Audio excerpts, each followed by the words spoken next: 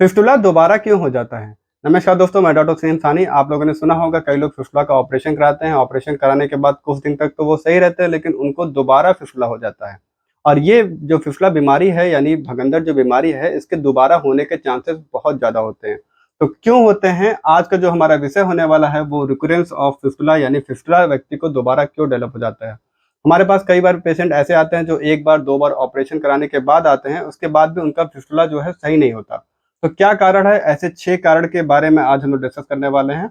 तो एक-एक कारण को हम लोग आज समझेंगे। उससे पहले अगर आप मेरे चैनल पे नए आए हो तो आपसे रिक्वेस्ट है, इस चैनल को सब्सक्राइब करिएगा। इस चैनल पे हम लोग मलद्वार संबंधित बीमारियों के बारे में डिस्कस करते हैं। तो शुरू करते हैं। आज का जो हमारा विषय है वो है रिकरेंस ऑफ फिस्टुला यानी व्यक्ति को फिस्टुला दोबारा क्यों हो जाता है। तो सबसे पहला जो कारण होता है वो होता है इंटरनल ओपनिंग। हम लोग जानते हैं भगंदर एक बीमारी है जिसमें व्यक्ति के गुदा प्रदेश में एक रास्ता बन जाता है, और ये रास्ता 1 भी हो सकता है, 2 भी हो सकता है, कई सारे हो सकते हैं।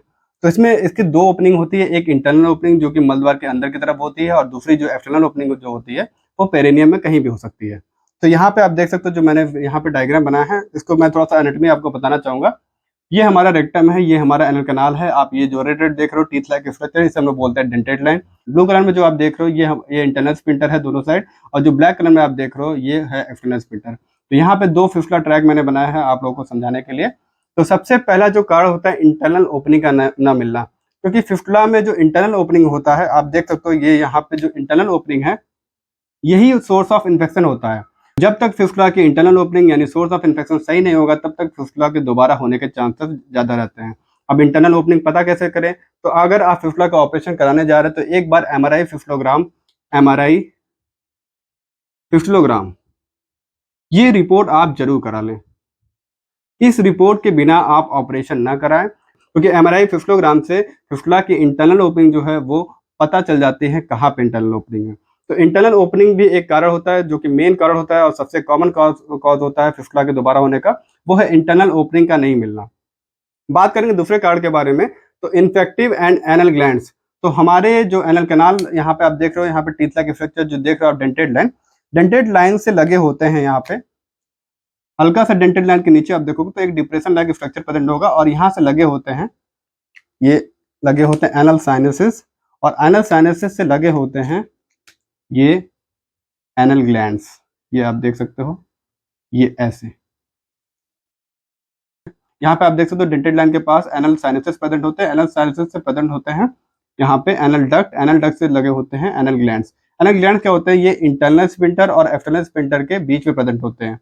यहाँ पे देख सकते हो इंटरनल स्फिंक्टर एक्सटर्नल स्फिंक्टर के बीच में ये एनल ग्लैंड्स प्रेजेंट होते हैं। ये होते हैं एनल ग्लैंड्स। और मोस्टली देखा जाता है फिस्टुला जो होता है वो एनल ग्लैंड्स के इन्फेक्शन के कारण होता है।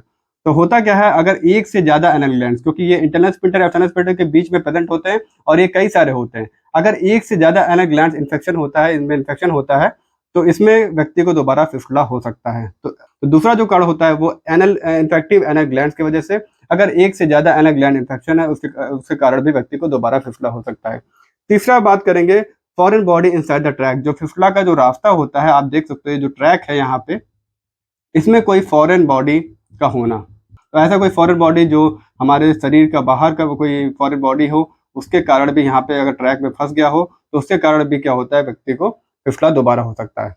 बात करेंगे चौथे कारण के बारे में, तो कोई एब्सेस या फिर ब्रांचेस। क्योंकि फिस्टुला का जब एमआरआई रिपोर्ट अगर आप कराते हो तो उसमें पता चल जाता है कहाँ पे एब्सेस, कहाँ पे ब्रांचेस, ये सारी चीज़ें हैं। जैसे आप यहाँ पे देख सकते हो, ये जो ट्रैक है, मान लीजिए इसके साथ कोई एब्सेस हो, मान लीजिए साथ में इसके साथ कोई एब्सेस हो, एब्सेस। तो एब्सेस का जब तक प्रॉपर ड्रेनेज नहीं होगा, जब तक एब्सेस में के अंदर जो पस है वो अगर जब तक निकलेगा नहीं पूर्ण रूप से, तब तक फिस्टुला नहीं सही होगा। तो एब्सेस अगर है फिस्टुला के ट्रैक में, तो जब तक फिस्टुला के ट्रैक के साथ अगर एब्सेस कोई है, जब तक इसका प्रॉपर ड्रेनेज नहीं होगा, यानी इसको प्रॉपर पूर्ण रूप से निकाला नहीं जाएगा, तब तक फिस्टुला जो है सही नहीं होगा। और ब्रांचेस, क्योंकि ब्रांचेस कभी-कभी होता है, फिस्टुला का जो ग्रेडिंग होता है वो कई सारे ग्रेड होते हैं, कई क्लासिफिकेशन में बताया गया है। जैसे एक साइंटिस्ट थे जिनका नाम था पार्क, इन्होंने 4 टाइप के क्लासिफिकेशन बताए थे। इंटरस्पेंटिक, ट्रांसस्पेंटिक, सुप्रास्पेंटिक, एफ्टास्पेंटिक, 4 क्लासिफिकेशन इन्होंने बताया था। एक और क्लासिफिकेशन बताया गया है जिसमें 5 ग्रेडिंग बताई गई है फिस्टुला की। तो अगर फिस्टुला के ट्रैक में, जैसे यहाँ पे आप देख सकते हो ये ट्रैक है फिस्टुला का, अगर इसमें कोई ब्रांचेस, कोई अलग से कोई ब्रांच निकल गई, मान लीजिए यहाँ भी निकल सकती है, यहाँ भी कहीं भी कोई ब्रांच निकल गई, तो जब तक इस ब्रांच को भी नहीं सही करेंगे, क्योंकि फिस्टुला के ट्रैक के साथ-साथ इस ब्रांच को भी सही करना ज़रूरी है। तो अगर कोई ब्रांचेज़ बची रहेगी ऑपरेशन के दौरान, तो व्यक्ति को फिस्टुला दोबारा होने के चांसेस रहते हैं। बात करेंगे डिज़ीज़ पचमें कार्ड के बारे में। कुछ ऐसी बीमारियाँ होती हैं जिसके वजह से व्यक्ति को फिस्टुला हो जाता है, जैसे एसटीडी यानी सेक्सुअली ट्रांसमिटेड डिज़ीज़, और सबसे कॉमन होता है टीबी यानी ट्यूबरकुलोसिस के जो मरीज होते हैं उनके उसके वजह से व्यक्ति को फिस्टुला डेवलप हो जाता है। और भी कुछ बीमारियाँ होती हैं जैसे अल्सरेटिव कोलाइटिस और क्रॉन्स, ये कुछ बीमारियाँ होती हैं जिसके वजह से व्यक्ति को फिस्टुला डेवलप हो जाता है। तो पहले इस बीमारियों को सही करना बहुत ज़रूरी होता है। बात करेंगे आखिरी कारण के बारे में, पोस्ट ऑपरेटिव केयर, यानी ऑपरेशन के बाद जो केयर किया जाता है उसका बहुत इंपॉर्टेंट रोल होता है। क्योंकि व्यक्ति जो है ऑपरेशन के बाद क्या होता है, व्यक्ति खाना पीना तो छोड़ेगा नहीं। मान लीजिए कोई स्टूल यहाँ पे आया, मान लीजिए यहाँ पे रेक्टम में ऑपरेशन हो गया किसी पेशेंट का, और यहाँ पे स्टूल यानी जो मल होता है हमारा, ये यहाँ पे रेक्टम से आया और एनल कनाल में ऑपरेशन हुआ, तो क्या होगा, एनल कनाल में यहाँ पे ऑलरेडी घाव लगा हुआ है, फिस्टुला का ट्रैक, मान लीजिए ऑपरेशन हुआ तो वहाँ पे चोट का निशान, घाव तो रहेगा ही। तो इसमें क्या होगा, जब स्टूल आएगा यहाँ पे, मान लीजिए स्टूल यहाँ नीचे की तरफ व्यक्ति जब मल त्याग करने के लिए जाएगा, तो क्या होगा, स्टूल जो होगा निकलेगा तो एनल कनाल से ही। तो इसमें क्या होता है, स्टूल के छोटे छोटे टुकड़े जो है एक्यूमुलेट हो जाते हैं, जो कि इन्फेक्शन कॉज करते हैं। इन्फेक्शन कॉज करेंगे तो क्या होगा, दोबारा फिस्टुला होने के चांसेस ज़्यादा होंगे। मान लीजिए यहाँ का स्टूल का टुकड़ा जो है फिस्टुला के ट्रैक में चला गया, मान लीजिए घाव है कोई यहाँ पे। अब दुनिया का सबसे गंदा चीज़ जो हमारा मल होता है उसमें कई सारे बैक्टीरिया होते हैं। इस स्टूल में कई सारे बैक्टीरिया होते हैं, जैसे इकोलाई हुआ जो मोस्ट कॉमन होता है, एंटेरियोट्स हुए, बैक्टीरियोट्स हुए, स्ट्रेप्टोकोकस हुए, और भी कई सारे बैक्टीरिया होते हैं जिसके कारण व्यक्ति को दोबारा इन्फेक्शन के कारण व्यक्ति को दोबारा फिस्टुला हो जाता है। तो पोस्ट ऑपरेटिव केयर यानी पोस्ट ऑपरेशन के बाद मैनेजमेंट बहुत ही जरूरी है। तो अगर आपको फिस्टुला की समस्या है या फिर आपके पहचान में किसी को भी फिस्टुला की समस्या है, अगर आप ऑपरेशन करवाने जा रहे हो, तो मैं एक चीज आपको सजेस्ट करूंगा, आप एमआरआई फिस्टोग्राम, ये जो रिपोर्ट मैंने बताया है, आप एक बार ये रिपोर्ट जरूर करा लेना। इस रिपोर्ट के वजह से आपको कई सारे बेनिफिट मिलते हैं। सबसे पहले पता चल जाता है आपके फिस्टुला की ग्रेडिंग क्या है, दूसरा पता चल जाता है उसकी इंटरनल ओपनिंग, यानी फिस्टुला के जो इंटरनल ओपनिंग है वो कहाँ पे मिलेगी। तो जैसे मान लीजिए मोस्टली देखा जाता है फिस्टुला को इंटरनल ओपनिंग 6 o'clock पे या फिर कहीं भी मिल सकती है, जहाँ पे एनल ग्लैंड इन्फेक्शन होगा उसी के वहाँ पे इस रिपोर्ट में मेंशन हुआ रहता है कि इंटरनल ओपनिंग पार्टिकुलर जगह पे है।